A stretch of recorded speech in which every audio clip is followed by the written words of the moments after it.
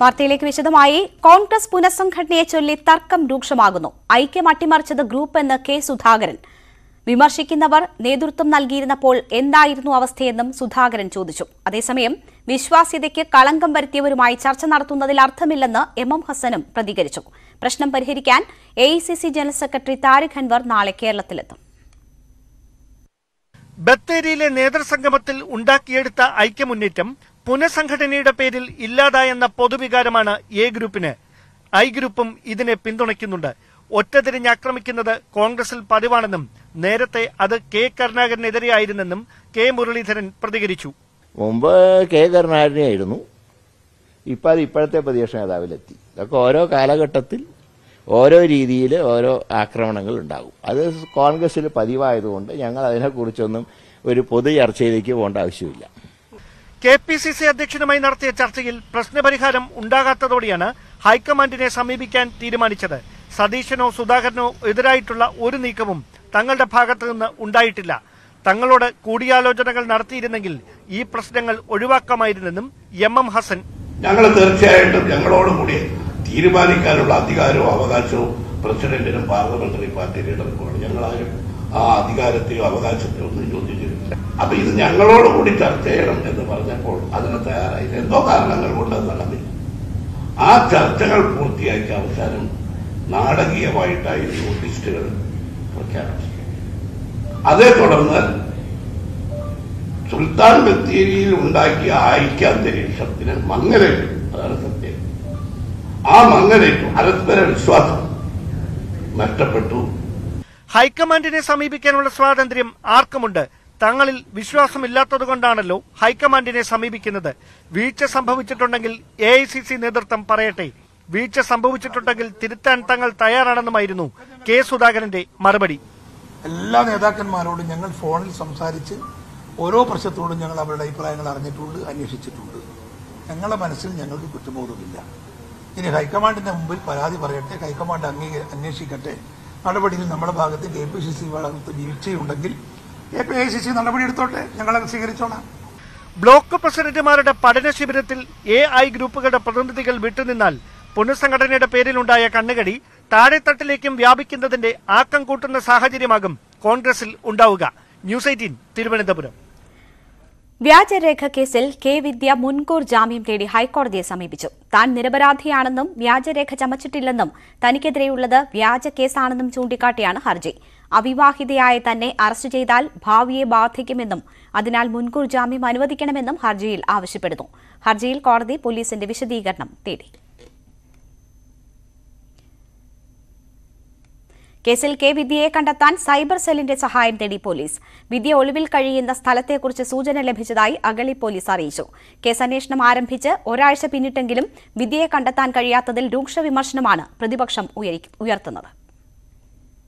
ബന്ധുക്കൾ വിദ്യയുമായി ബന്ധപ്പെടുകയാണെങ്കിൽ അത് മനസ്സിലാക്കുന്നതിനാണ് സൈബർ സെല്ലിന്റെ സഹായം തേടാൻ പോലീസ് തീരുമാനിച്ചത്. വിദ്യയുടെ ചില സുഹൃത്തുക്കളും നിരീക്ഷണത്തിലാണ്.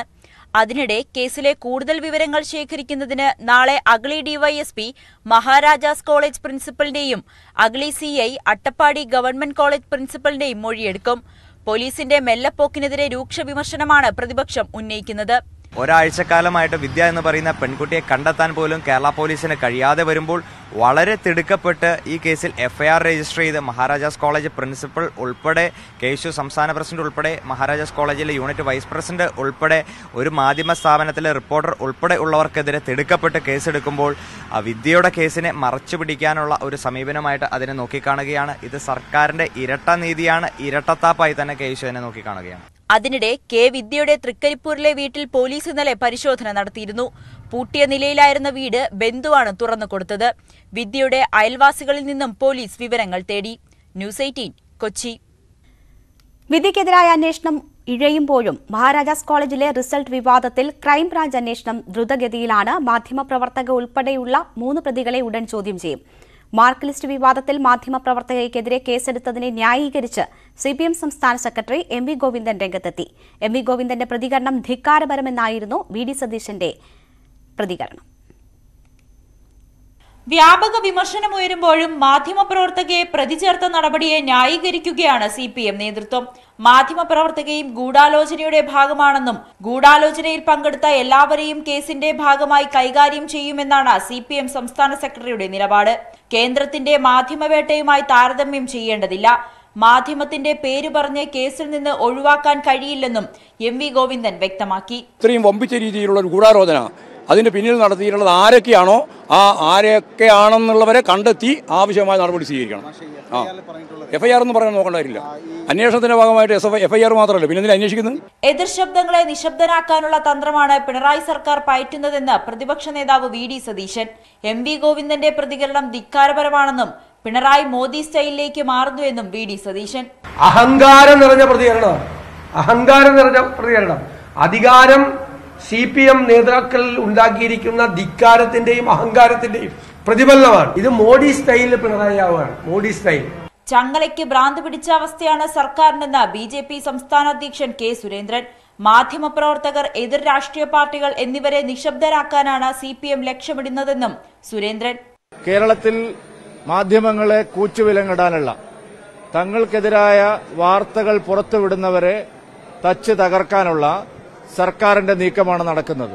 ആർഷയുടെ പരാതിയിൽ മഹാരാജാസ് കോളേജ് ആർക്കിയോളജി വിഭാഗം course coordinator doctor Vinod Kumar, principal VS Joy എന്നിവരെ പോലീസ് ചോദ്യം ചെയ്തിരുന്നു. KSU സംസ്ഥാന president Aloysius Xavier, KSU unit ഭാരവാഹി CA ഫാസിൽ, ഏഷ്യാനെറ്റ് ന്യൂസിലെ ചീഫ് റിപ്പോർട്ടർ അഖില നന്ദകുമാർ എന്നിവരെ ഉടൻ ചോദ്യം ചെയ്യും. News 18 കൊച്ചി. ഗൂഢാലോചന കേസിൽ മാധ്യമപ്രവർത്തകയെ പ്രതി ചേർത്തതിൽ പ്രതികരിക്കാനില്ലെന്ന് മന്ത്രി MP രാജേഷ്. തെറ്റ് ചെയ്യുന്നവർ ആരായാലും സംരക്ഷിക്കില്ല. മാധ്യമങ്ങൾ നിഷ്പക്ഷരാണെന്ന് പറയരുതെന്നും വിദ്യയെ കണ്ടെത്താൻ പോലീസ് അന്വേഷണം നടക്കുന്നുണ്ടെന്നും MP രാജേഷ് പറഞ്ഞു. ഉള്ളത് മാത്രമല്ല, ഇല്ലാത്തതൊക്കെ പറയാനുള്ള സ്വാതന്ത്ര്യം കേരളത്തിലുണ്ടല്ലോ. പിന്നെ ഏതെങ്കിലും ഒരു കേസ് വരുമ്പോൾ അത് പരാതിയുടെ അടിസ്ഥാനത്തിൽ എന്തെങ്കിലും അടിസ്ഥാനത്തിലായിരിക്കും എടുത്തിട്ട് അതിന്റെ വിശദാംശങ്ങൾ വരട്ടെ, നമുക്ക് നോക്കാം.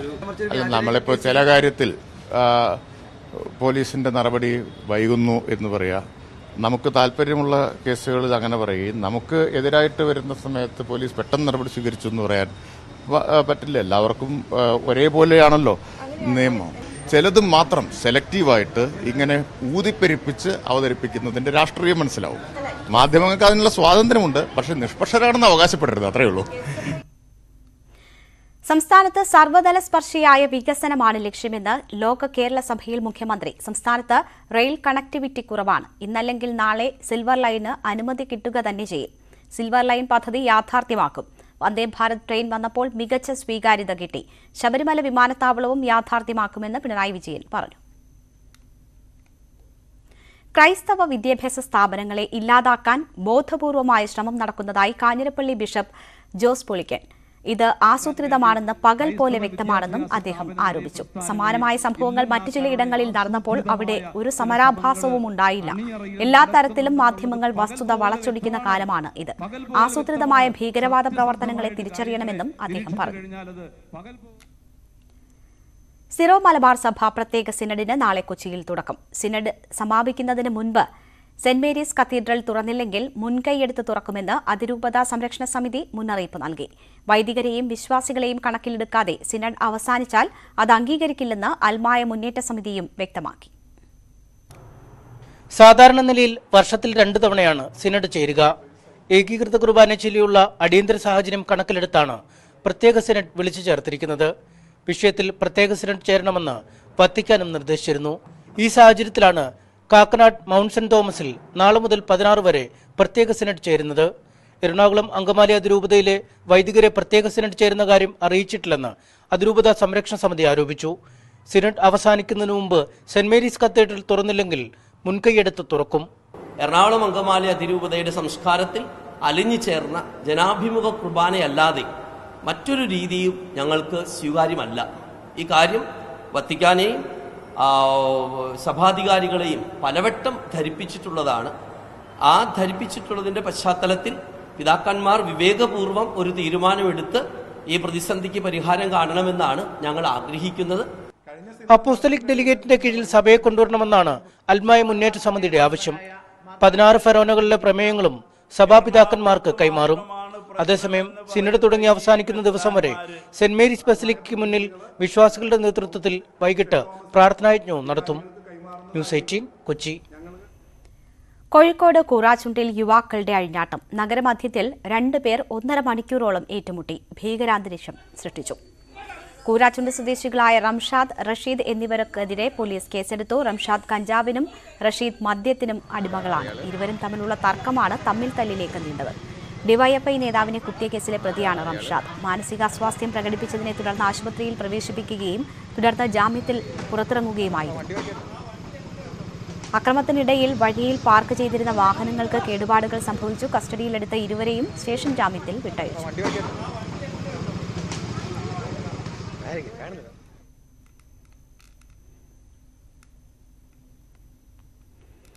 കൊച്ചിയിൽ പട്ടികജാതിക്കാരുടെ ശ്മശാന ഭൂമി വ്യാജരേഖ ചമച്ച് തട്ടിയെടുത്തെന്ന പരാതിയിൽ പോലീസ് കേസെടുത്തു. കോടതിയുടെ നിർദ്ദേശപ്രകാരമാണ് തൃക്കാക്കര പോലീസ് കേസെടുത്തത്. പ്രമുഖ റിയൽ എസ്റ്റേറ്റ് കമ്പനിയും പള്ളി വികാരിയും ഉൾപ്പെടെയുള്ളവരാണ് പ്രതിസ്ഥാനത്ത്. വരാപ്പുഴ അതിരൂപതയുടെ കീഴിലുള്ള കുടിയെടുപ്പുകാരായിരുന്ന പട്ടികജാതിക്കാർക്ക് മൃതദേഹങ്ങൾ സംസ്കരിക്കാനാണ് 50 സെന്റ് സ്ഥലം നൽകിയിരുന്നത്. ഇതുൾപ്പെടെ രൂപതയുടെ 3 ഏക്കറോളം വരുന്ന സ്ഥലം പിന്നീട് ചെമ്പുമുക്ക് സെന്റ് മൈക്കിൾസ് പള്ളിക്ക് കൈമാറി. 2006 പള്ളി വികാരി സ്ഥലം കെട്ടിയടച്ചു. ഈ സ്ഥലം പിന്നീട് റിയൽ എസ്റ്റേറ്റ് കമ്പനിക്ക് വിറ്റു. അതിൽ ശ്മശാനമായിരുന്ന ഭൂമിയും ഉൾപ്പെട്ടുവെന്ന പരാതിയാണ് ഇപ്പോഴുള്ളത്. കുടികിടപ്പായിരുന്ന കുടുംബങ്ങൾ പ്രതിഫലം വാങ്ങി അവകാശം ഒഴിഞ്ഞു നൽകിയെന്ന രേഖ റവന്യൂ അധികൃതർക്ക് ഹാജരാക്കിയാണ് ഈ ഇടപാട് നടത്തിയത്. എന്നാൽ ഇതെല്ലാം വ്യാജമാണെന്ന് പരാതിക്കാർ പറയുന്നു. ഇവർ നമുക്ക് ഔദാര്യമായിട്ട് തന്ന ഭൂമിയാണെന്ന് പറയണത്. പക്ഷേ ഇത് ഞങ്ങൾ ആലോ മുഹമ്മദിൻ്റെ കാലം തുടങ്ങി ഞങ്ങൾക്ക് തന്ന ഭൂമിയാണിത്. ഇപ്പോൾ ഇത് അനധികൃതമായിട്ട് അവർ കയ്യേറുകയും ഞങ്ങളുടെ ഈ ഭൂമി ഇല്ലാണ്ടാക്കുകയും ഈ ഫ്ലാറ്റുകാരമായിട്ട് ഞങ്ങളെ ഒഴിപ്പിക്കുകയുമായിരുന്നു. മനഃപൂർവ്വം ഒഴിപ്പിക്കേണ്ടി. ഇടപ്പള്ളി ബൈപ്പാസിൽ 16 ഏക്കർ സ്ഥലത്ത് ബംഗളൂരുവിലെ പൂർവ്വ റിയാലിറ്റീസാണ് പദ്ധതി നടപ്പാക്കുന്നത്. നിർമ്മാണ കമ്പനിയെ കൂടാതെ സ്ഥലം കൈമാറ്റം നടത്തിയ കാലഘട്ടത്തിലെ പള്ളി വികാരി റോണി ജോസഫ് മനക്കൽ, ട്രസ്റ്റിമാർ ഉൾപ്പെടെയുള്ളവരാണ് കേസിലെ പ്രതികൾ. ഗൂഢാലോചന, വ്യാജരേഖ ചമയ്ക്കൽ, വഞ്ചനാക്കുറ്റം എന്നിവയും പട്ടികജാതി പീഡന നിരോധന നിയമപ്രകാരമുള്ള വിവിധ വകുപ്പുകളും ചേർത്താണ് തൃക്കാക്കര പോലീസ് കേസെടുത്തിരിക്കുന്നത്. ന്യൂസ് 18 കൊച്ചി. കണ്ണൂരിൽ 10 വയസ്സുകാരനെ തെരുവ് നായ കടിച്ചുകൊന്നു. എടക്കാട് സ്വദേശി നിഹാലാണ് മരിച്ചത്. മനു ഭരത് വിവരങ്ങളുമായി ചേരുന്നു. മനു, അങ്ങേയറ്റം ദുഃഖകരമായ വാർത്തയാണ് വരുന്നത്. എന്താണ് സംഭവിച്ചത്? രേണുക, ഒരു നാടിനെ തന്നെ നടുക്കിയ ഒരു സംഭവമാണ് ഇപ്പോൾ പുറത്തു വന്നിരിക്കുന്നത്. 11 വയസ്സുള്ള ഒരു കുഞ്ഞു കുട്ടിയെയാണ് ഈ തെരുവുനായ ആക്രമിച്ച് കൊലപ്പെടുത്തിയിട്ടുള്ളത്. മുഴപ്പിലങ്ങാടാണ് ഈ സംഭവം. കെട്ടിനകത്ത് നിഹാൽ എന്ന ഒരു 11-കാരനാണ് മരിച്ചത്. അപ്പോൾ നിഹാല് വീട്ടിന് പുറത്ത് ആയിരുന്നു. 5 മണിയോടുകൂടി കുട്ടിയെ കാണാതായി. പിന്നീട് നടത്തിയ തെരച്ചിലാണ് കുട്ടി അരയ്ക്ക് താഴെ ഗുരുതരമായ പരിക്കേറ്റ നിലയിലും കണ്ടത്. കുട്ടി ബോധരഹിതനായിരുന്നു. പിന്നീട് ഒരു ഒഴിഞ്ഞ പറമ്പിലാണ് ഈ കുട്ടിയെ കണ്ടെത്തിയതെന്നാണ് നാട്ടുകാർ പറയുന്നത്. പെട്ടെന്ന് തന്നെ ആശുപത്രിയിലേക്കൊക്കെ എത്തിച്ചു. പക്ഷേ ജീവൻ രക്ഷിക്കാൻ കഴിഞ്ഞില്ല എന്നുള്ളത്. അതിൽ ഏറ്റവും ദുഃഖകരമായ കാര്യം ഒരു ഭിന്നശേഷി വിഭാഗത്തിൽപ്പെട്ട ഒരു കുട്ടി കൂടിയാണ് നിഹാൽ എന്നതാണ്. അപ്പോൾ വീടിന്റെ ഗേറ്റിന് പുറത്തേക്ക് ഇറങ്ങുമ്പോഴാണ് തെരുവ് നായ്ക്കൾ ആക്രമിച്ചിട്ടുള്ളത് എന്നതാണ് ഇപ്പോൾ അവിടെ നിന്ന് ലഭിക്കുന്ന ഒരു സൂചന.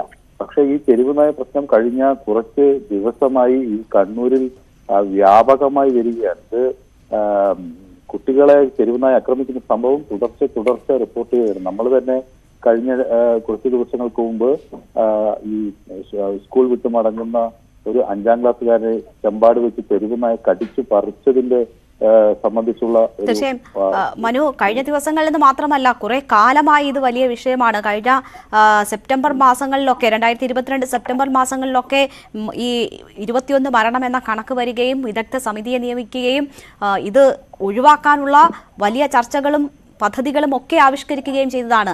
പക്ഷേ മാസങ്ങൾ പിന്നിടുമ്പോഴും ഇതാണ് അവസ്ഥ. അതാ ഒരു പിഞ്ചു ബാലന്റെ ജീവൻ കൂടി നഷ്ടപ്പെടുന്നു.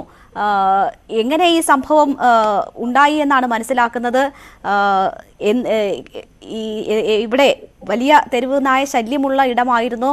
നമ്മൾ ഒരുപാട് പദ്ധതികളും മറ്റും ആവിഷ്കരിക്കുകയും ഇത്തരം സംഭവങ്ങൾ ആവർത്തിക്കാതിരിക്കാനുള്ള ജാഗ്രതകൾ എടുക്കുകയും ചെയ്തിട്ടും അതൊന്നും ഫലപ്രദമല്ല എന്നതാണോ ഈ ആവർത്തിക്കുന്ന സംഭവങ്ങൾ വ്യക്തമാക്കുന്നത്? ഈ തെരുവുനായ പ്രശ്നം പരിഹരിക്കാനുള്ള ശ്രമങ്ങൾ ഒന്നും ഫലം കണ്ടിട്ടില്ല എന്നതാണ് ഇപ്പോൾ തുടരെ ഉണ്ടായ സംഭവങ്ങളിൽ നിന്ന് വ്യക്തമാകുന്നത്. ഇതിപ്പോ ഒരു ഭിന്നശേഷി വിഭാഗത്തിൽപ്പെട്ട ഒരു കുട്ടി കൂടിയാണ്. അപ്പോ അങ്ങനെ ഒരു കുട്ടിക്ക് ഇത്തരം ഒരു ആക്രമണത്തിൽ നിന്ന് പെട്ടെന്ന് രക്ഷപ്പെടാൻ കഴിയാതിരിക്കാം. ഓടി രക്ഷപ്പെടാനൊന്നും കഴിഞ്ഞിട്ടുണ്ടാവില്ല. കാരണം വെറും 11 വയസ്സ് മാത്രം പ്രായമുള്ള ഒരു കുട്ടിയാണ്. ഇയാള് ഈ കുട്ടി 5 മണിയോടുകൂടിയാണ് കുട്ടിയെ കാണാതാകുന്നത്. പിന്നീട് ആണ് തൊട്ടടുത്തൊരു പറമ്പിൽ ഈ കുട്ടിയെ കണ്ടെത്തുന്നത്. അരയ്ക്ക് കീഴ്പോട്ടാണ് മാരകമായ ആക്രമണം ഉണ്ടായിട്ടുള്ളത്. അപ്പൊ തെരുവുനായ കടിച്ച് രക്തം വാർന്നും അതുപോലെ കടിച്ച് ആരും ഇത് അറിഞ്ഞില്ല എന്നാണോ? അതെ, ഇത് ആരും അറിഞ്ഞില്ല. പിന്നെ കുട്ടിയെ കാണാതായതിനു ശേഷം നടത്തിയ തെരച്ചിലിന് ഒടുവിലാണ് ഈ സമീപത്തെ ഒരു മതിലിന് സമീപത്തായി ഈ കുട്ടിയെ കണ്ടെത്തിയത് ആക്രമിക്കപ്പെട്ട നിലയിൽ. അപ്പൊ ഈ തെരുവുനായ്ക്കളുടെ ആക്രമണം നമുക്കറിയാമല്ലോ. അത് അവർ പെട്ടെന്ന് ചാടി വീഴുകയും ഒപ്പം തന്നെ അതിരൂക്ഷമായി പെട്ടെന്ന് തന്നെ ആക്രമിക്കുകയും ചെയ്യും. അതൊരു കുട്ടിയെ ഒരു നായക്ക് ആക്രമിക്കാൻ 2-3 മിനിറ്റുകൾ മാത്രമേ ആവശ്യമുള്ളൂ. അതിനുള്ളിൽ ഈ നായക്ക് ഈ കുട്ടിയെ ആക്രമിക്കാൻ കഴിയും. അപ്പൊ സമാനമായ സംഭവങ്ങൾ ഇത് ഒന്നല്ല. ഇപ്പൊ പാലൂരിൽ ഒരു 1.5 വയസ്സുകാരനെ പുറത്തു നിർത്തി അമ്മ അകത്തേക്ക് പോയി വരുമ്പോഴേക്കും കുട്ടിയെ നായ് കടിച്ച് കീറി പിന്നീട് കണ്ണിനും മൂക്കിലും ചെവിയും എല്ലാം പരിക്കേറ്റ് ആശുപത്രിയിൽ എത്തിക്കുന്ന ഒരു സാഹചര്യം ഉണ്ടായി. അതേപോലെയാണ് ഞാൻ നേരത്തെ പറഞ്ഞ സ്കൂൾ വിട്ട് മടങ്ങുന്ന 5ാം ക്ലാസ്സുകാരനെ കണ്ണൂർ ചെമ്പാട് വെച്ച് നായ് കടിച്ച് ആ കുട്ടിയും ഇതുപോലെ പരിയാരം മെഡിക്കൽ കോളേജിൽ കഴിഞ്ഞ വെള്ളിയാഴ്ച തീവ്ര പരിചരണ വിഭാഗത്തിലേക്ക് മാറ്റേണ്ടി വന്നു. അപ്പൊ ഇത്തരത്തിലുള്ള ആക്രമണം വളരെ ശക്തമായി ഉണ്ടാകുന്നു എന്നത് ആളുകളെ വലിയ തോതിൽ അലോസരപ്പെടുത്തുന്നു. ഇതിന്റെ ഭയപ്പെടുത്തുന്ന ഒരു കാര്യം, നമ്മൾ സാധാരണ ഈ തെരുവുനായ ആക്രമണമൊക്കെ ഉണ്ടായി അത് വളരെ പെട്ടെന്ന് ഈ പേവിഷബാധയേറ്റ് ഉള്ള പട്ടിയാണെങ്കിൽ അങ്ങനെയൊക്കെയുള്ള മരണങ്ങളാണ് അറിയുകയും കേൾക്കുകയും ഒക്കെ ചെയ്തിട്ടുള്ളത്. പക്ഷെ ഇത് തെരുവുനായ ആക്രമണത്തിൽ ഒരു കുട്ടിക്ക് ജീവൻ തന്നെ നഷ്ടപ്പെടുന്നു തൽക്ഷണം എന്നൊരു കാര്യം അത് വളരെ ഭയപ്പെടുത്തുന്നതല്ലേ? അതെ, ഒന്നാമത് ഈ മുഴപ്പിലങ്ങാട് എന്ന് പറയുന്നത് നമ്മുടെ ഏഷ്യയിലെ തന്നെ ഒരു സുപ്രധാന ഡ്രൈവിംഗ് ബീച്ച് എന്നൊക്കെ പറയുന്ന ഒരു ടൂറിസ്റ്റ് ആകർഷണ കേന്ദ്രം എന്നൊക്കെ പറയുന്ന ഒരു തരത്തിലുള്ള സ്ഥലമാണ്. അപ്പോൾ അവിടെ കൂടുതൽ അന്തരീക്ഷം ആളുകൾക്ക് സൗഹാർദ്ദപരമായി വെക്കാൻ നമ്മൾ ബാധ്യസ്ഥരായ ഒരു സ്ഥലമാണ്, ഒരു ടൂറിസം കേന്ദ്രം എന്നത്. അതിനോടൊപ്പം ഒരു വലിയ വികസന പദ്ധതികളൊക്കെ സർക്കാർ ആസൂത്രണം ചെയ്യുന്ന ഒരു സ്ഥലം എന്ന നിലയിൽ അപ്പൊ ഇത്തരം പരിസരത്ത് പോലുമാണ് ഈ തെരുവുനായ കൂട്ടമായി വന്ന ആളുകളെ ആക്രമിക്കുന്നത്. ഇവിടെയും ഈ കുട്ടിയുടെ കാര്യത്തിലും ഒരു കൂട്ടം തെരുവുനായ്ക്കൾ ആക്രമിച്ചിട്ടുണ്ടാകണം എന്നതാണ് പ്രാഥമികമായി ലഭിക്കുന്ന ഒരു സൂചന. അപ്പോൾ അങ്ങനെയെങ്കിൽ ഇത് കുട്ടിക്ക് സ്വാഭാവികമായും ഒരു കൂട്ടം നായകൾ ഓടി അടുത്തേക്ക് വരുമ്പോൾ തെരുവുനായയിൽ നിന്ന് രക്ഷപ്പെടാൻ സാധിക്കില്ല.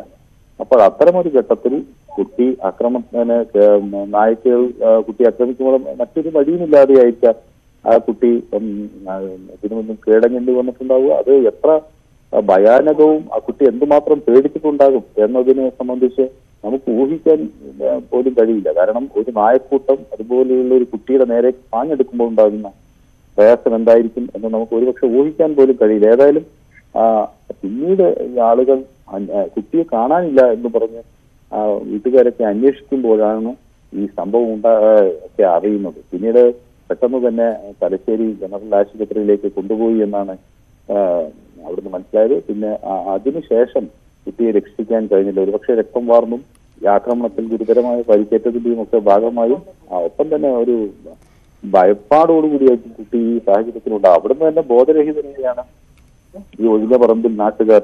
ഓക്കെ, ഒന്ന് തുടരുക. ഇപ്പോൾ മുഴുപ്പിലങ്ങാടി പഞ്ചായത്ത് വൈസ് പ്രസിഡന്റ് വിജേഷ് നമുക്കൊപ്പം ടെലിഫോൺ ലൈനിൽ ചേരുകയാണ്.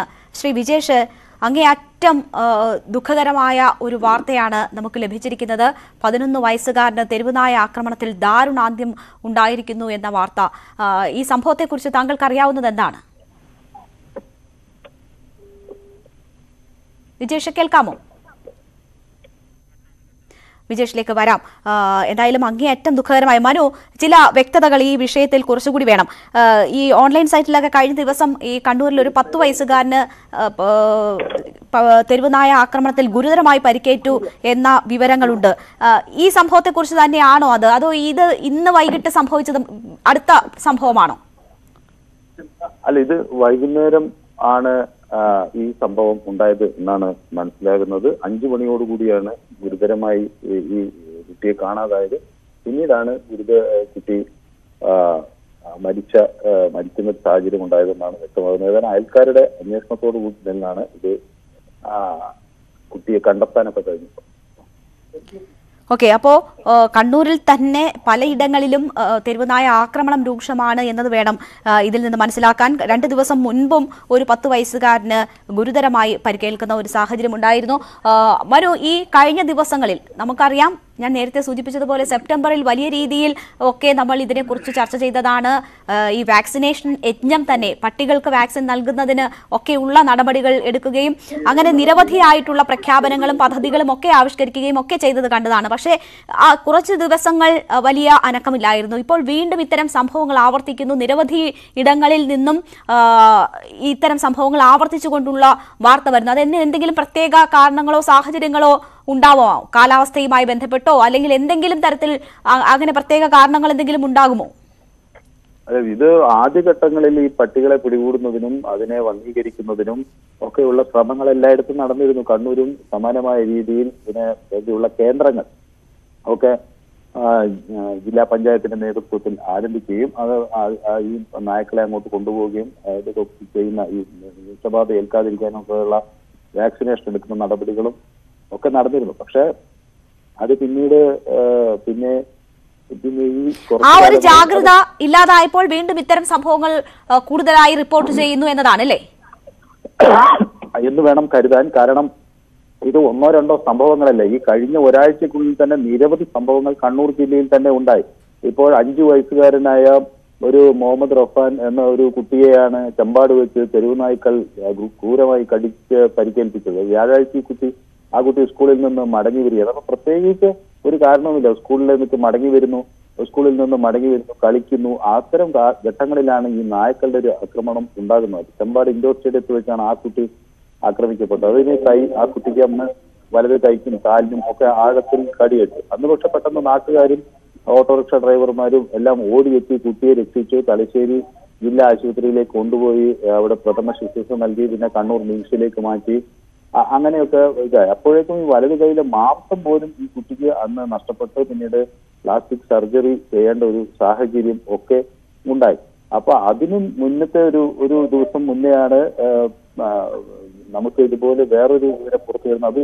അത് കഴിഞ്ഞ ഞായറാഴ്ച പാനൂരിലൊരു 1.5 വയസ്സുകാരൻ അവിടെ തെരുവുനായ ഒരു കാര്യമൊന്നുമില്ല, കുട്ടി വീടിന് മുന്നിൽ നിൽക്കുന്ന കുട്ടിയെയാണ് തെരുവുനായ വന്ന് ആക്രമിക്കുന്നത്. അവിടെ ഈ അയ്യപ്പ ക്ഷേത്രത്തിന് സമീപത്തുള്ള നസീർ എന്ന ആളുടെ മകനെയാണ് അന്ന് ആക്രമിച്ചത്. അപ്പൊ നസീർ പിന്നീട് ഈ കുട്ടി ICUയിൽ ദീർഘനാൾ അതിന്റെ ഒരു സാഹചര്യം ഉണ്ടായി. വീട്ടിനകത്ത് മുറ്റത്തേക്ക് നിൽക്കുന്ന കുട്ടിയുടെ കണ്ണും മൂക്കും ചെവിയിലേക്കൊക്കെ നായ ആക്രമിക്കുകയാണ്. അപ്പൊ അതോടൊപ്പം തന്നെ കുട്ടിക്ക് പല്ലും ഒക്കെ പൊട്ടുന്നൊക്കെ ഒരു സാഹചര്യം ഉണ്ടായി. പിന്നീട് തീവ്ര പരിചരണ വിഭാഗത്തിലേക്ക് മാറ്റുകയും അങ്ങനെ പാനൂരിൽ ഈ തെരുവ് ശല്യം രൂക്ഷമാണ് എന്നൊരു അവിടെ പുറത്തു വരികയും ചെയ്തു. അപ്പൊ ഇതിന്റെയൊക്കെ അപ്പുറത്തേക്കാണ് നമ്മൾ ഈ മുഴപ്പിലങ്ങാട് പോലത്തെ ഒരു സ്ഥലത്ത്, അത് ഒരു ഉൾപ്രദേശമോ അല്ലെങ്കിൽ അങ്ങനെ അശ്രദ്ധമായി ഇടേണ്ട ഒരു പ്രദേശം പോലുമല്ല, അവിടെ ഒരു ടൂറിസം കേന്ദ്രം എന്ന നിലയിലൊക്കെ സർക്കാർ വലിയ പദ്ധതികൾ ആവിഷ്കരിക്കുന്ന ഒരു കേന്ദ്രം കൂടിയാണ്. അവിടെയാണ് ഈ തെരുവുനായ കൂട്ടം ഒരു കുട്ടിയെ ആക്രമിച്ച് കൊലപ്പെടുത്തിയിരിക്കുന്നത്. ഇത് ഒരിക്കലും ഈ നാടിനെ താങ്ങാൻ കഴിയും എന്ന് തോന്നുന്നില്ല. അത്ര കണ്ട് നാടിനെ ഞെട്ടിപ്പിക്കുന്ന ഒരു സംഭവമായി മാറിയിരിക്കുകയാണ്. അപ്പോൾ ഇതിനെതിരെ ശക്തമായ പ്രതിഷേധം ഉയർന്നു വരും എന്നാണ് മനസ്സിലാക്കേണ്ടത്.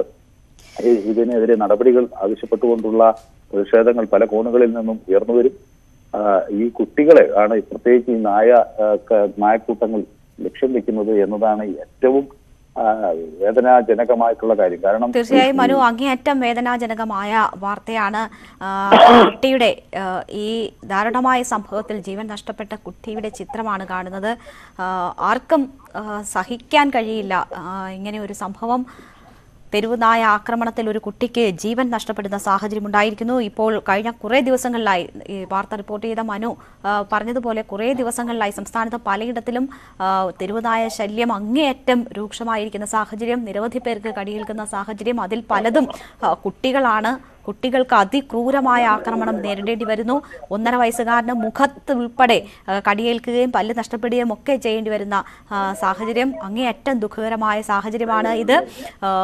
കണ്ണൂരിലാണ് ഏറ്റവും ഒടുവിലത്തെ സംഭവം. എടക്കാട് സ്വദേശി നിഹാൽ എന്ന 10 വയസ്സുകാരനാണ് കൊല്ലപ്പെട്ടിരിക്കുന്നത്. അതിക്രൂരമായ ആക്രമണത്തിനിരയായി കൊല്ലപ്പെടുകയായിരുന്നു. വിശ്വസിക്കാൻ കഴിയാത്ത ഒരു സംഭവമാണ്. തെരുവ് നായ്ക്കൾ കൂട്ടത്തോടെ ആക്രമിക്കുക, അത് രക്ഷിക്കാൻ ആരുമില്ലാതെ അറിയാതെ കാണാതായ കുട്ടിയെ തിരക്കി നടക്കുമ്പോൾ അങ്ങനെ കണ്ടെത്തുക, അതിൻ്റെ ജീവൻ നഷ്ടപ്പെടുക. എന്താണ് സംഭവിക്കുന്നത്? പല വിധത്തിലുള്ള പദ്ധതികൾ തെരുവുനായകളുടെ ശല്യം കുറയ്ക്കുന്നതിനും അതിൻ്റെ വാക്സിനേഷനുമായി ബന്ധപ്പെട്ടും ഒക്കെ നടത്തി. നടപടികൾ ജാഗ്രതയോടുകൂടി കുറച്ചുനാൾ പോയി, പക്ഷേ അതിനുശേഷം എല്ലാം കൈവിട്ടു എന്ന് വേണം മനസ്സിലാക്കാൻ. ആ സാഹചര്യത്തിൽ വീണ്ടും സംസ്ഥാനത്ത് പലയിടങ്ങളിലും ഇത്തരം സംഭവങ്ങൾ ആവർത്തിക്കപ്പെടുകയാണ്.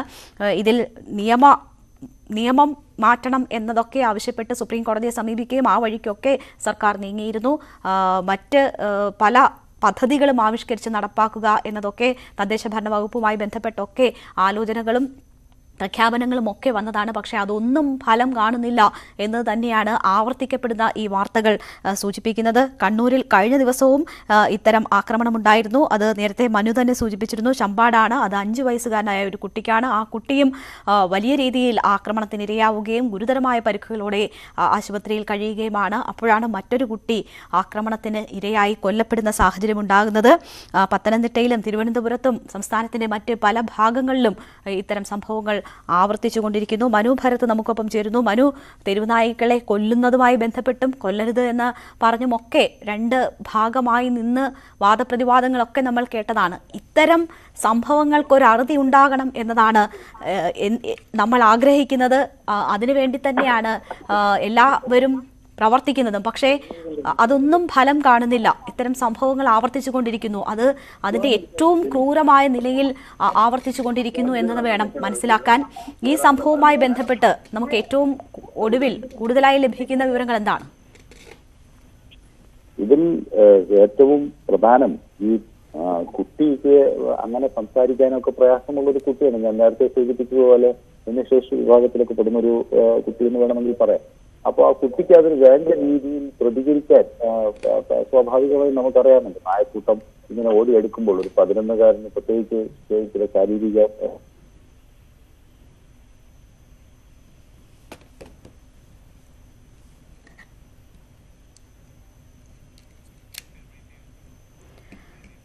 മനു ഭരത്താണ് വിവരങ്ങൾ നൽകുന്നത്. കണ്ണൂരിൽ 10 വയസ്സുകാരനെ തെരുവുനായ കടിച്ചു കൊന്നു. എടക്കാട് സ്വദേശി നിഹാലാണ് മരിച്ചത്. 10 വയസ്സുള്ള കുട്ടിയായിരുന്നു. ഭിന്നശേഷി വിഭാഗത്തിൽപ്പെട്ട കുട്ടിയാണ്.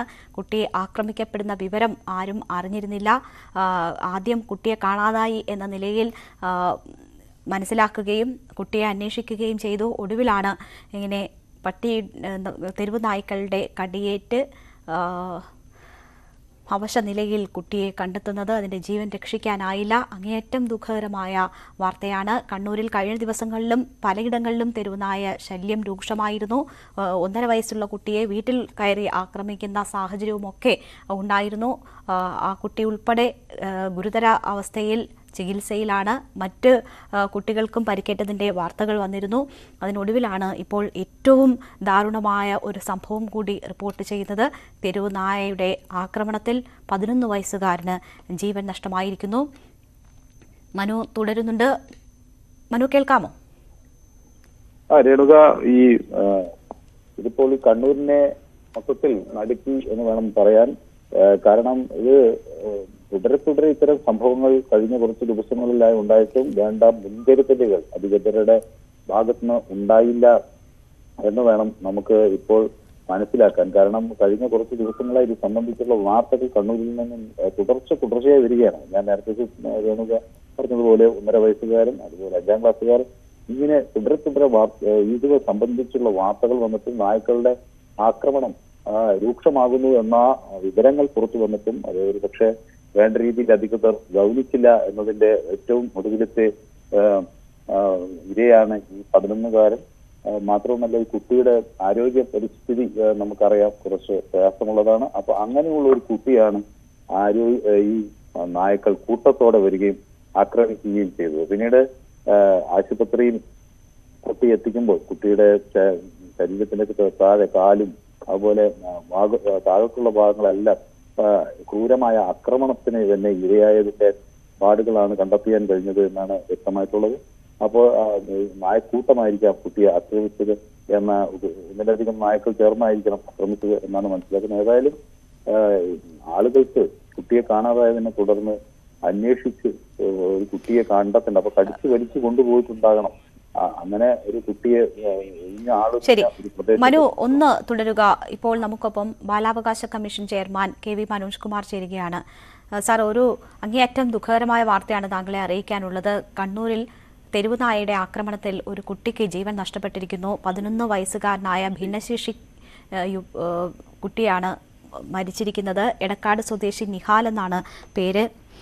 ക്രൂരമായ ആക്രമണത്തിന് ഇരയായാണ് ആ കുട്ടി മരിച്ചിരിക്കുന്നത്. എങ്ങനെയാണ് താങ്കൾ ഈ വാർത്ത ശ്രവിക്കുന്നത്? ഇപ്പോഴാണ് ഞാൻ ഈ വിഷയം അറിയുന്നത്.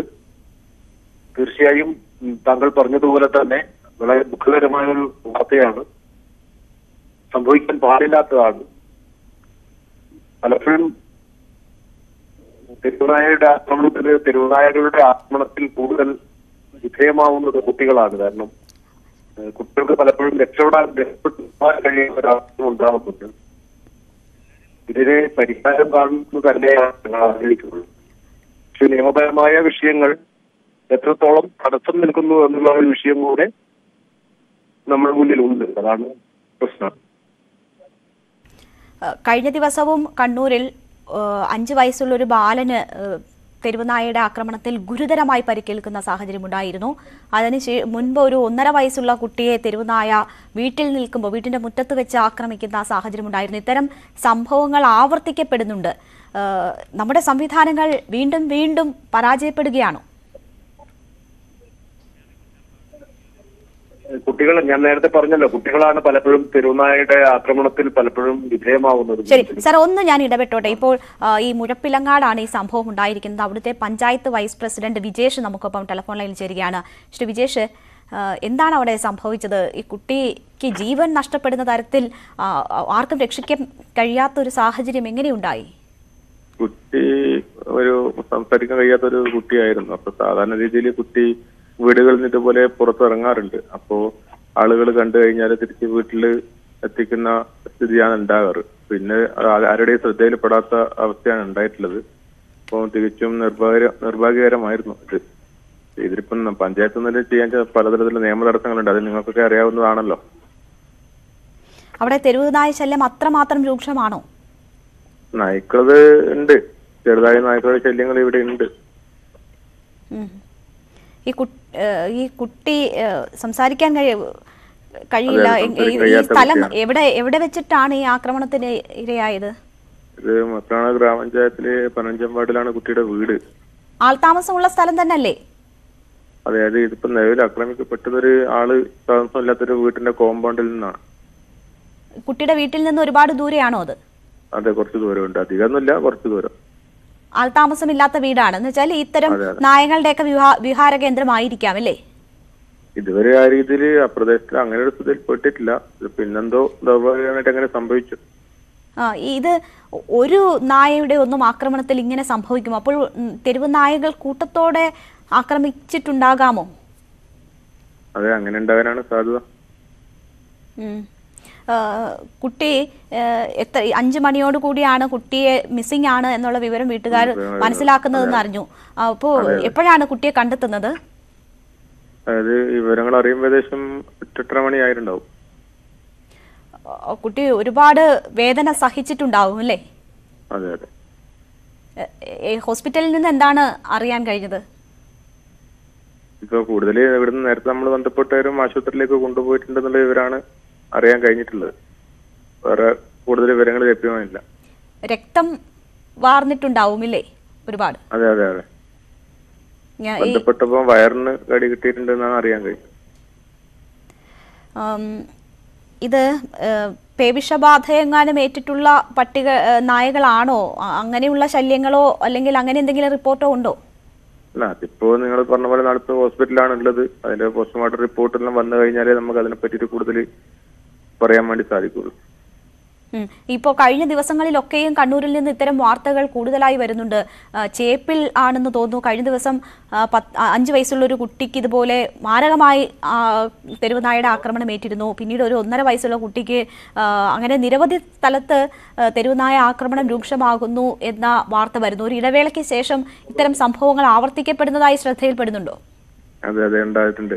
അപ്പൊ ഞാൻ അതാ മുൻകൂട്ടി പറഞ്ഞത്. പിന്നെ പഞ്ചായത്ത് നിലയിലെ നിങ്ങൾക്കൊക്കെ അറിയാവുന്നതാണ് നിയമപരമായിട്ടുള്ള പല പ്രശ്നങ്ങൾ ഇതിനകത്തുണ്ട്. അപ്പൊ അതിനൊക്കെ നിയമത്തിനുള്ളിൽ നിന്ന് തന്നെ ചെയ്യാൻ കഴിയുന്ന പല പദ്ധതികളെ കുറിച്ചും വാക്സിനേഷൻ യജ്ഞവും അങ്ങനെ നിരവധിയായ കാര്യങ്ങളുണ്ടല്ലോ, അതൊക്കെ മുടക്കമില്ലാതെ നടക്കുന്നുണ്ടോ ഇപ്പോ? അതിനൊക്കെയുള്ള പഞ്ചായത്ത് നിലയില് ജില്ലാ പഞ്ചായത്തിൽ അടച്ചിട്ടുണ്ട്. അതിന് നടപടിക്രമങ്ങളായി വരുന്നുണ്ട്. ശരി, വളരെ നന്ദി വിജേഷ്. ഈ അവസരത്തിൽ ഞങ്ങളോട് സഹകരിച്ചതിന്. ബാലാവകാശ കമ്മീഷൻ ചെയർപേഴ്സൺ നമുക്കൊപ്പം തുടരുന്നുണ്ട്. സാർ, ഈ സംഭവത്തെക്കുറിച്ചുള്ള കൂടുതൽ വിവരങ്ങൾ വന്നുകൊണ്ടിരിക്കുകയാണ്. ഇപ്പോൾ പഞ്ചായത്തിന്റെ വൈസ് പ്രസിഡന്റ് പറഞ്ഞ കാര്യങ്ങൾ കൂടി താങ്കൾ കേട്ടിട്ടുണ്ടാകുമല്ലോ. എത്രമാത്രം വേദനയേറ്റാണ് ആ കുഞ്ഞിന് ജീവൻ നഷ്ടപ്പെടുന്ന ഒരു സാഹചര്യം ഉണ്ടായത്. വീട്ടിൽ നിന്ന് അധികം അകലെയൊന്നുമല്ല, ഒരു ആൾതാമസമില്ലാത്ത വീട്ടിന്റെ കോമ്പൗണ്ടിനുള്ളിൽ എന്നാണ് പറയുന്നത്. എങ്കിൽ പോലും തെരുവുനായകൾ ഇങ്ങനെ പെരുകി ജീവന് തന്നെ ഭീഷണിയാകുന്ന ഒരു സാഹചര്യം, നമ്മൾ പല വിധത്തിലുള്ള ഇടപെടലുകൾക്ക് ശ്രമിച്ചിട്ടും അതൊന്നും ഫലം കാണാത്ത സാഹചര്യം ഉണ്ടാകുന്നു. കുട്ടികൾ അതിന്റെ ഇരകളായി മാറുന്നു എന്നതാണ് സാഹചര്യം.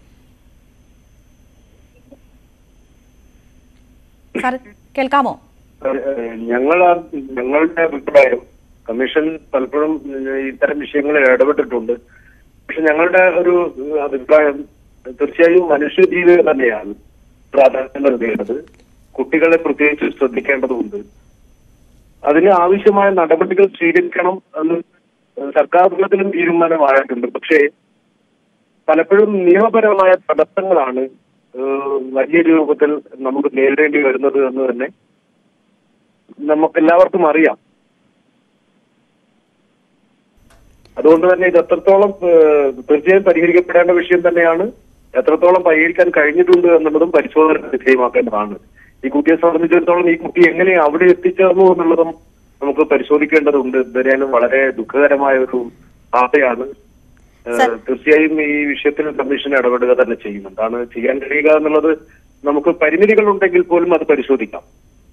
ശരി, വളരെ നന്ദി ശ്രീ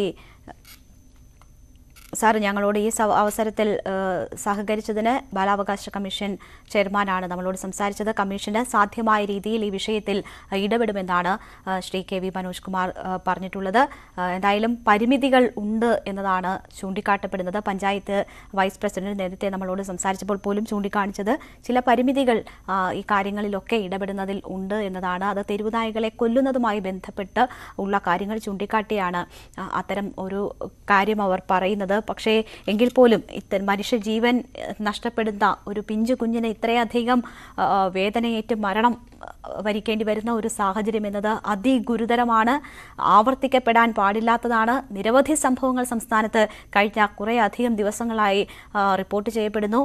അപ്പോൾ നമ്മൾ എടുക്കുന്ന സമീപനങ്ങൾ അല്ലെങ്കിൽ അതിനെ നേരിടുന്ന രീതി ശരിയല്ല എന്നത് തന്നെയാണ് ആവർത്തിക്കപ്പെടുന്ന ഇത്തരം സംഭവങ്ങൾ ചൂണ്ടിക്കാട്ടുന്നത്. എന്തായാലും അങ്ങേയറ്റം ദുഃഖകരമായ വിവരം കണ്ണൂരിൽ നിന്നാണ് വരുന്നത്. ഒരു 11 വയസ്സുള്ള കുട്ടിക്ക് തെരുവുനായയുടെ ആക്രമണത്തിൽ ജീവൻ നഷ്ടപ്പെട്ടിരിക്കുന്ന സാഹചര്യം.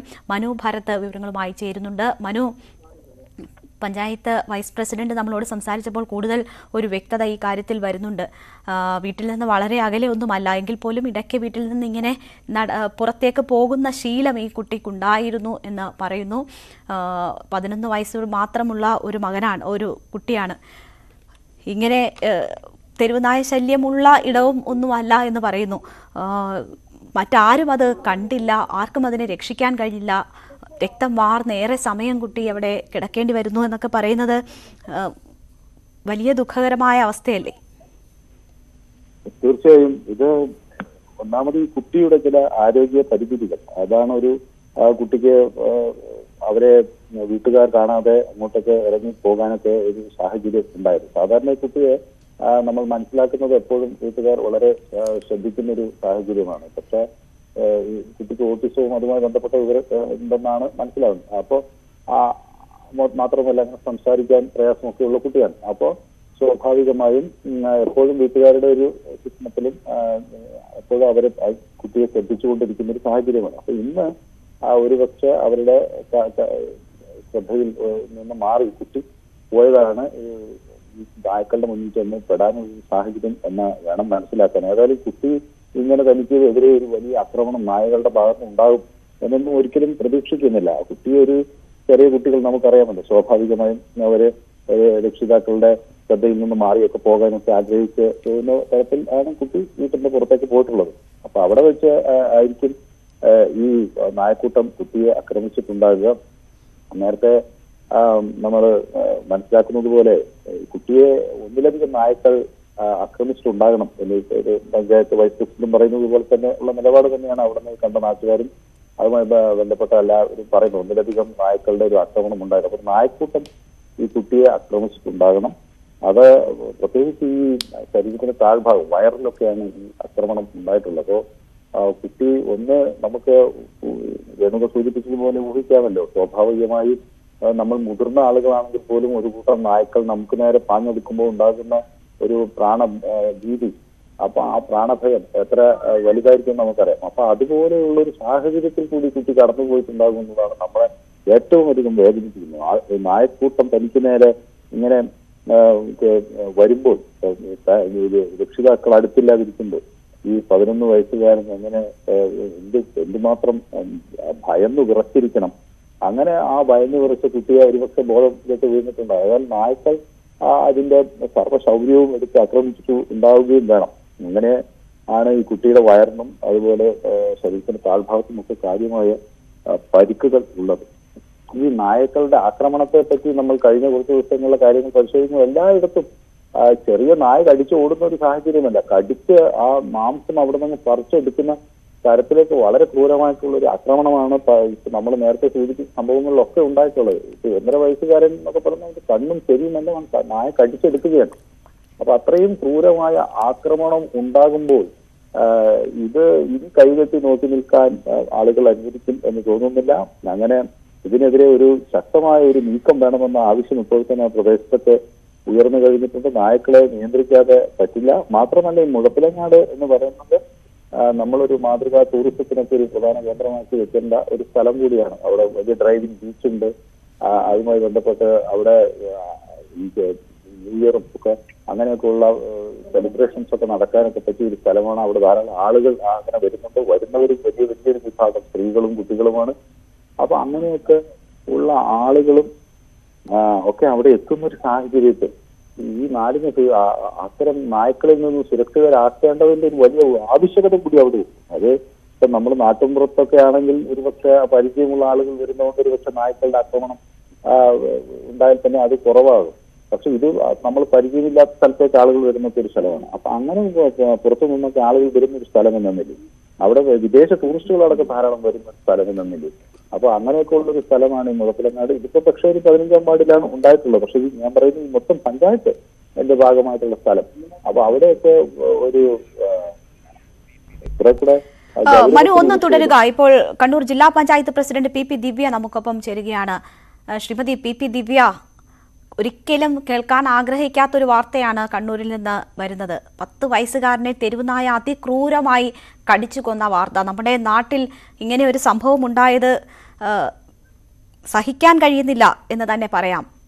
എന്താണ് ഈ സംഭവത്തെക്കുറിച്ച് താങ്കൾക്ക് മനസ്സിലാക്കാൻ കഴിയുന്നത്? ഞാൻ ഇന്ന് ഉച്ചയ്ക്ക് മുതൽക്ക് തന്നെ അവിടുന്ന് നിഹാലിനെ കാണുന്നില്ല എന്ന് പറഞ്ഞ് നമ്മുടെ പ്രവർത്തകരും ആളുകളൊക്കെ ഈ കുട്ടിയെ അന്വേഷിച്ച് അവിടെയൊക്കെ നടക്കുന്നുണ്ടായിരുന്നു. വൈകിട്ട് മുതൽ ഈ കുട്ടിയെ അന്വേഷിച്ച് നടക്കുകയായിരുന്നു. രാത്രിയിലാണ് അവിടെ ആളുകളൊന്നും താമസമില്ലാത്തൊരു വീടിന്റെ പരിസരത്ത് വെച്ച് ഈ കുഞ്ഞിന്റെ മൃതദേഹം കണ്ടുകിട്ടുന്നത്. വളരെ നേരത്തെ പറഞ്ഞതുപോലെ നമുക്ക് ഉൾക്കൊള്ളാൻ ഇപ്പോഴും പറ്റിയിട്ടില്ല. കാരണം അരയ്ക്ക് താഴെ കടിച്ചു കീറിയിരിക്കുന്നതാണ് കണ്ടവർ പറഞ്ഞിരിക്കുന്നത്. കാരണം അതില് സംസാരിക്കാൻ ശേഷിയില്ലാത്തൊരു കുഞ്ഞാണ്. ഈ തെരുവ് നായ്ക്കൾ ഓടിക്കുന്ന സമയത്ത് ഈ കുഞ്ഞിനെ ഒന്ന് നിലവിളിക്കാൻ പോലും സാധിക്കാത്തൊരു സാഹചര്യത്തിലാണല്ലോ ഉണ്ടാവുക. അതുകൊണ്ട് തന്നെ പരിസരവാസികളൊന്നും അധികം ശ്രദ്ധിച്ചിട്ടുമില്ല. ഈ കുട്ടി ഓടിക്കേറിയിട്ടുള്ള വീട് എന്ന് പറയുന്നത് ആളുകൾ താമസിക്കുന്നതല്ല. അതിന്റെ തൊട്ടടുത്തൊരു പറമ്പിൽ ഈ തെരുവ് നായ്ക്കൾ ഉണ്ടെന്നാണ് അവിടുത്തെ ആളുകളെല്ലാം പറയുന്നത്. നമ്മളെ സംബന്ധിച്ച് ഇന്നത്തെ ഈ വാർത്ത എന്ന് പറഞ്ഞാൽ വല്ലാത്തൊരു. ശരി, ഒന്ന് തുടരുക ദിവ്യ. ഇപ്പോൾ മന്ത്രി MP രാജേഷ് നമുക്കൊപ്പം ടെലിഫോൺ ലൈൻ ചേരുകയാണ്. മിനിസ്റ്റർ, ഒരിക്കലും കേൾക്കരുതേ എന്ന് ആഗ്രഹിക്കുന്ന വാർത്തയാണ് കണ്ണൂരിൽ നിന്ന് വരുന്നത്. ഒരു 10 വയസ്സുകാരന് ജീവൻ നഷ്ടപ്പെട്ടിരിക്കുന്നു. അതിന്റെ മരണത്തെക്കുറിച്ച് അവിടെ നിന്ന് വരുന്ന വിവരങ്ങൾ കേട്ടു നിൽക്കാൻ കഴിയില്ല. എത്രമാത്രം വേദന അത് അനുഭവിച്ചു എന്ന് ഓർക്കുമ്പോൾ. അങ്ങേയറ്റം വേദനാജനകവും ദാരുണവുമായിട്ടുള്ള സംഭവമാണ് ഉണ്ടായിട്ടുള്ളത്. നിങ്ങൾ പറഞ്ഞതുപോലെ തന്നെ കേൾക്കാൻ കഴിയാത്ത അത്ര ഹൃദയവേദന ഉണ്ടാക്കുന്ന വാർത്തയാണ്. കുട്ടിയുടെ മരണത്തിൽ അഗാധമായിട്ടുള്ള ദുഃഖം ഞാൻ രേഖപ്പെടുത്തുന്നു. മിനിസ്റ്റർ, നമ്മൾ ഏതാണ്ട് ഒരു 6-7 മാസം മുമ്പ് ഈ വിഷയം വളരെ ഗൗരവത്തിൽ ചർച്ച ചെയ്തതാണ്. അന്ന് ഇത് മൂലം മരണമേറ്റ, പേവിഷബാധയേറ്റ് മരണം സംഭവിച്ച കാര്യങ്ങളൊക്കെ സംസാരിച്ചതാണ്. ഇതിപ്പോൾ നിന്ന നിപ്പിൽ കടിച്ച് കീറി കൊന്നു എന്നൊരു വാർത്ത വീണ്ടും കേൾക്കേണ്ടി വരുന്നു ഇത്ര മാസങ്ങൾക്ക് ശേഷം. അതെ, വളരെ ദുഃഖകരമാണത്. 2 കാര്യങ്ങളാണ് അതിലുള്ളത്. ഒന്ന്, നമുക്ക് ഈ പ്രശ്നം നേരിടാൻ നിലവിലുള്ള നിയമത്തിന്റെ പരിധി ചെയ്യാവുന്ന ഒരു കാര്യം ABC കേന്ദ്രങ്ങൾ ആരംഭിച്ച് ഇവയുടെ ജനനം നിയന്ത്രിക്കുക എന്നത് മാത്രമാണ്. മറ്റൊന്നും നിയമപരമായിട്ട് അനുവദനീയമല്ല എന്നുള്ളത് നമുക്കറിയാമല്ലോ.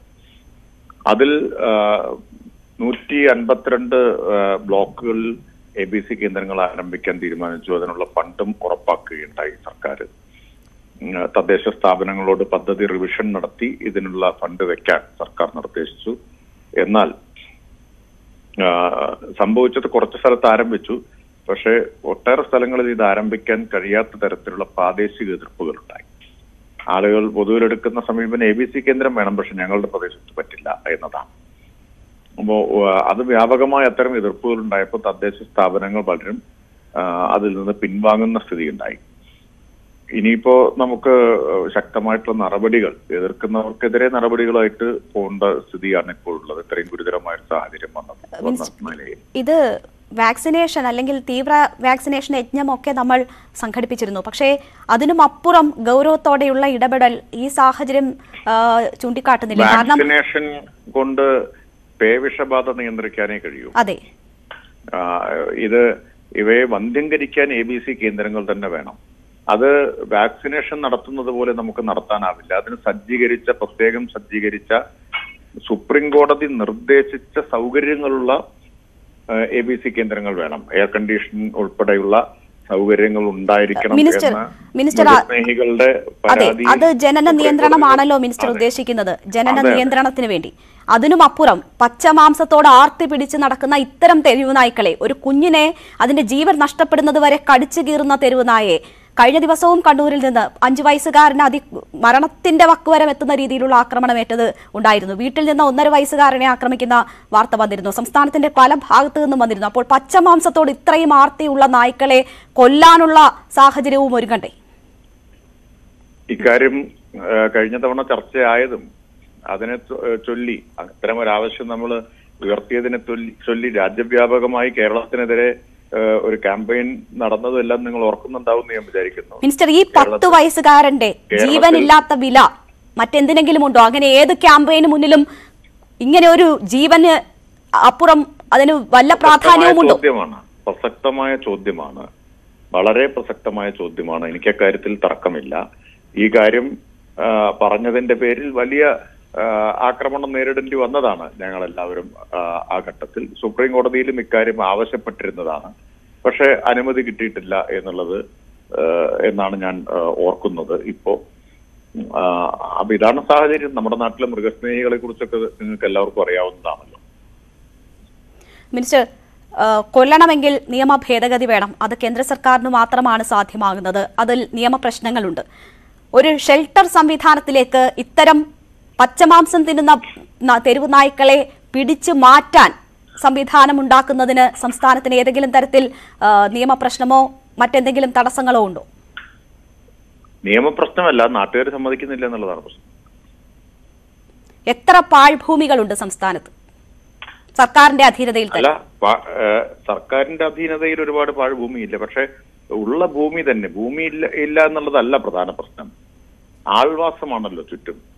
ആളുകൾ ഇനി വളരെ അടുത്തൊന്നും ആൾവാസം ഇല്ലെങ്കിൽ പോലും അതിനെതിരായിട്ട് എതിർപ്പ് വരിക. അതാ ഞാൻ നേരത്തെ പറഞ്ഞത്, എതിർപ്പ് വരികയാണ്. ഇവിടെ പറ്റില്ല ഷെൽട്ടർ, ഇവിടെ ABC കേന്ദ്രം പോലും പറ്റില്ല എന്ന നിലപാട് വ്യാപകമായിട്ട് വരുന്നു. അത് ഈ കാര്യത്തിൽ മാത്രമല്ല, അത് മാലിന്യ സംസ്കരണ പ്ലാന്റ് വരുമ്പോഴും അതുണ്ട്. മാലിന്യം ഒരു കാരണമാണ് തെരുവ് നായ്ക്കൾ പെരുകുന്നതിനും നമ്മൾ കഴിഞ്ഞ തവണ ചർച്ച ചെയ്തിട്ടുള്ളതാണ്. എല്ലാ കാര്യങ്ങളോടുമുള്ള എതിർപ്പ് പ്രാദേശികമായിട്ട് വരുമ്പോൾ തദ്ദേശ സ്ഥാപനങ്ങൾ പിന്നെ മുന്നോട്ട് പോകാൻ മടിച്ചു നിൽക്കും. ജനങ്ങളെ മുഴുവൻ ശത്രുക്കളാക്കിയിട്ട് എങ്ങനെ മുന്നോട്ട് പോകാനാവുമെന്ന പ്രശ്നമാണ് അവരെ സംബന്ധിച്ചുള്ളത്. മിനിസ്റ്റർ, ഈ വിഷയത്തിൽ ഞങ്ങൾ അല്പം മുമ്പ് ബാലാവകാശ കമ്മീഷനെ ബന്ധപ്പെട്ടിരുന്നു. സാധ്യമായ ഇടപെടൽ ഉണ്ടാകും എന്നാണ് അദ്ദേഹം പറഞ്ഞത്. കഴിഞ്ഞ തവണ ഈ വിഷയങ്ങളൊക്കെ ചർച്ചയായപ്പോൾ മനുഷ്യാവകാശ കമ്മീഷൻ വിഷയത്തിൽ ഇടപെടുകയും ചില നിർദ്ദേശങ്ങൾ നൽകുകയും ഒക്കെ ചെയ്തു. ഒന്നും ഫലം കാണുന്നില്ല എന്ന് വേണം ഇത്തരം സംഭവങ്ങൾ ആവർത്തിക്കപ്പെടുന്നത് കൊണ്ടും ഒപ്പം ഇത്ര ക്രൂരമായ വാർത്തകൾ അല്ലെങ്കിൽ ഇത്തരം ദാരുണമായ വാർത്തകൾ കേൾക്കേണ്ടി വരുന്നത് കൊണ്ടും നമ്മൾ മനസ്സിലാക്കേണ്ടത്. അപ്പോൾ കൂടുതൽ ജാഗ്രതയോടുകൂടിയുള്ള ഇടപെടൽ വേണം എന്നതല്ലേ?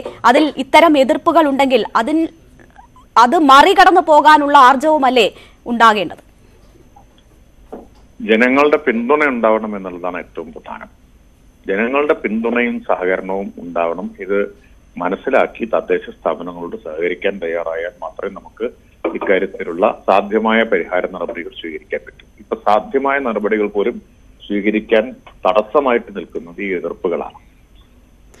മിനിസ്റ്റർ, ഇപ്പോഴത്തെ ഈ സംഭവം സമാനതകളില്ലാത്തതാണല്ലോ. ഇതിന്റെ അടിസ്ഥാനത്തിൽ എന്തെങ്കിലും പ്രത്യേക യോഗം വിളിക്കാനോ അടിയന്തരമായ ഇടപെടലിനോ ഉള്ള അടിയന്തരമായ ഇടപെടൽ സർക്കാരിന്റെ ഭാഗത്ത് നിന്നുണ്ടാവും. ഓക്കെ, ഈ മൃഗസ്നേഹികളെയും കൂടി ഉൾപ്പെടുത്തിക്കൊണ്ട് അവരെ ബോധ്യപ്പെടുത്തി മുന്നോട്ട് പോകാനുള്ള ശ്രമമായിരിക്കുമോ നടത്തുക? മിനിസ്റ്റർ കേൾക്കാമോ? ശരി, ശ്രീമതി PP ദിവ്യ നമുക്കൊപ്പം തുടരുന്നുണ്ട്.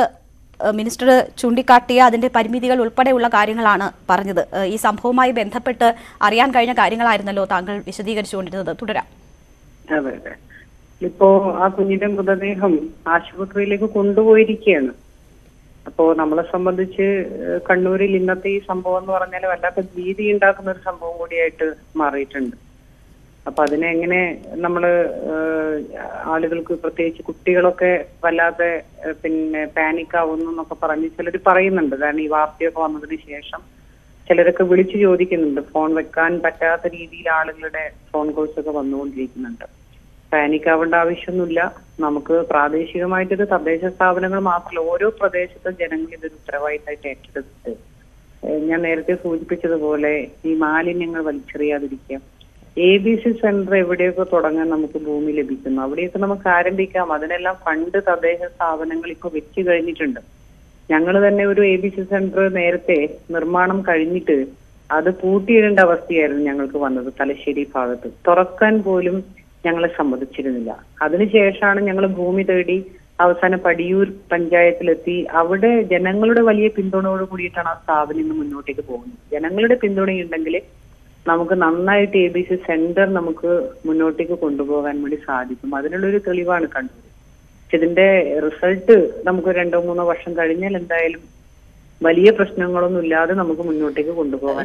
ശ്രീമതി PP ദിവ്യ, നമ്മൾ 6-7 മാസങ്ങൾക്ക് മുൻപ് ഇത്തരം കാര്യങ്ങൾ സംസാരിക്കുകയും വലിയ പരിപാടികൾ ആവിഷ്കരിച്ച് മുന്നോട്ട് പോവുകയും ചെയ്യുമ്പോൾ അതിൻ്റെ ഒരു മാറ്റമായിരുന്നു പ്രതീക്ഷിച്ചിരുന്നത്. പക്ഷേ അതിനേക്കാൾ ദാരുണമായ വാർത്തകളാണ് നമുക്ക് കഴിഞ്ഞ കുറച്ച് ദിവസങ്ങളായി കേൾക്കേണ്ടി വന്നത്. ദാ ഇപ്പോൾ ഏറ്റവും ഒടുവിൽ ഈ കുഞ്ഞു മോന്റെ മരണവാർത്ത ഉൾപ്പെടെ കേൾക്കേണ്ടി വരുന്നത്. കഴിഞ്ഞ ദിവസങ്ങളിൽ കണ്ണൂരിൽ തന്നെ നിരവധി സംഭവങ്ങൾ ഉണ്ടായിട്ടുണ്ട്. അപ്പോൾ മുൻപുണ്ടായിരുന്നതിനേക്കാൾ കൂടുതൽ എന്ന നിലയിലാണോ ഇപ്പോൾ കാര്യങ്ങൾ? അങ്ങനെയാണോ നിങ്ങൾ മനസ്സിലാക്കുന്നത്? അതായത് നിലവിൽ ഞങ്ങൾ ഈ ABC സെന്റർ കഴിഞ്ഞ ഒക്ടോബർ മാസമാണല്ലോ ആരംഭിക്കുന്നത്. ആ ABC സെന്റർ ആരംഭിക്കുന്ന സമയത്ത് തന്നെ ഞങ്ങൾ പറഞ്ഞതാണ്, ഞങ്ങൾ എടുത്തൊരു കണക്ക് പ്രകാരം കണ്ണൂർ ജില്ലയിൽ മാത്രം 29,000-നും 30,000-നും ഇടയിൽ തെരുവ് പട്ടികളുണ്ട്. ഈ 8 മാസം കൊണ്ട് ഇത്രയും തെരുവ് പട്ടികളെ വന്ധ്യംകരിക്കുക എന്ന് പറയുന്നത് ഒരിക്കലും പ്രായോഗികമല്ല എന്നുള്ളത് എല്ലാവർക്കും അറിയാം.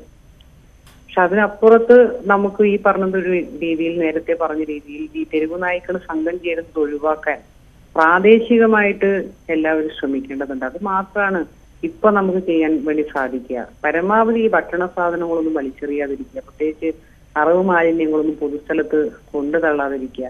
ഞങ്ങളിവിടെ 2 വെൻഡറിംഗ് പ്ലാന്റ് ഉൾപ്പെടെ കണ്ണൂരിൽ പ്രവർത്തിക്കുന്നുണ്ട്.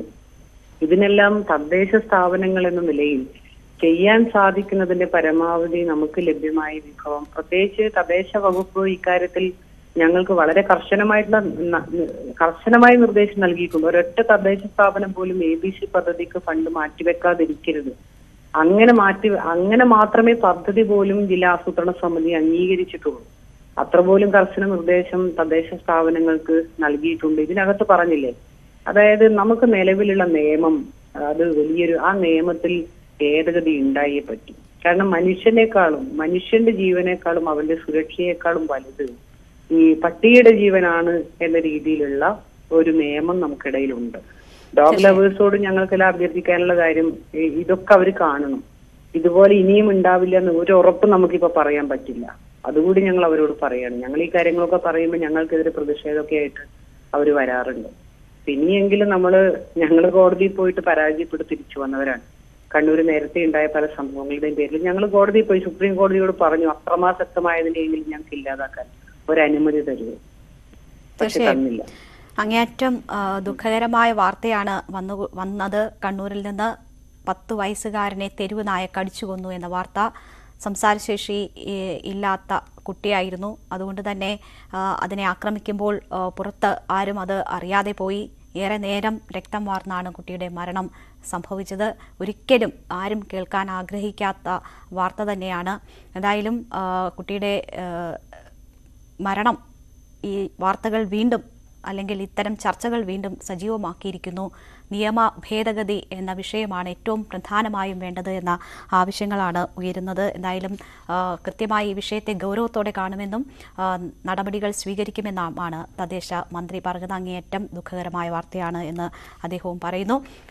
വാർത്തകൾ തുടരും ഇടവേളയ്ക്ക് ശേഷം.